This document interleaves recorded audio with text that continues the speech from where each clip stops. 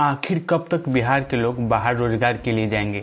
बिहार में ही रोजगार क्यों नहीं मिलता? हर बार जब कोई ट्रेन जाती है तो उस डब्बों में केवल सामान नहीं बल्कि बिहार के सपने जाते हैं, क्योंकि काम की तलाश में बिहार के लाखों युवा गुजरात, मुंबई, दिल्ली और बेंगलुरु जैसे राज्य में पलायन करते हैं। अगर दूसरी तरफ देखें तो बिहार हर साल पढ़ा लिखा युवा को एक्सपोर्ट करता है, लेकिन खुद के लिए कुछ नहीं बचा पाता। क्या कोई राज्य ऐसे आगे बढ़ेगा? पलायन कोई नया शब्द नहीं है, लेकिन पिछले 5 साल में ये जनता की मजबूरी बन चुकी है कि वो बाहर जाकर काम करें। सरकार सिर्फ स्पेशल रेलवे ट्रेन स्टार्ट कर देती है, लेकिन कभी नहीं पूछती है कि आखिर इतना भीड़ क्यों है।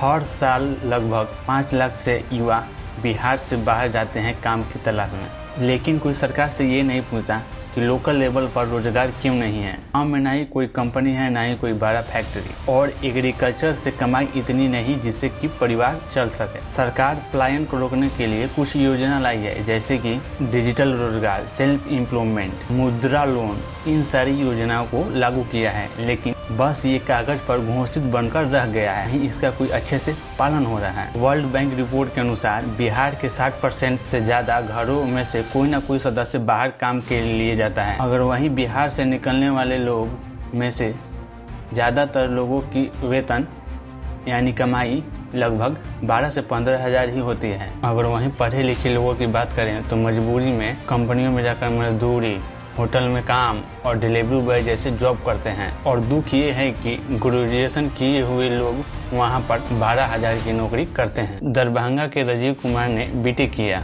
लेकिन नोएडा में 12,000 की सैलरी पर सिक्योरिटी गार्ड का नौकरी कर रहा है। कि बिहार में स्किल है, लेकिन सिस्टम बिल्कुल सही नहीं है। ऐसा नहीं है कि सरकार कुछ नहीं किया, उन्होंने काफी योजना बनाई है, जैसे कि योदयामी योजना, जहां SC, ST, EBC युवाओं को 10 लाख तक लोन देने की बात की गई थी, लेकिन 2023 और 24 के आंकड़े के अनुसार लक्ष्य का सिर्फ 40% ही लोगों तक पहुंचा। वहीं दूसरी योजना मेगा स्किल सेंटर, उसमें सरकार का दावा है कि 1 लाख से ज्यादा युवाओं को ट्रेनिंग दी जाएगी, लेकिन उनमें से सिर्फ 15% को ही प्लेसमेंट मिला। और वहीं तीसरी योजना Bihar industrial investment promotion policy 2021 में आई, लेकिन अभी तक बिहार में बड़े लेवल पर मैन्युफैक्चरिंग ITI हब देखने को नहीं मिला। नीति अच्छी है, लेकिन डिलीवरी सिस्टम कागज से बाहर नहीं निकल पाया। सिस्टम से पूछता हूँ कि अगर योजना इतनी ही अच्छी है तो युवा दर दर क्यों भटक रहे हैं? अगर ट्रेनिंग अच्छी है तो नौकरी कहाँ है? सबसे बड़ा सवाल, क्या बिहार को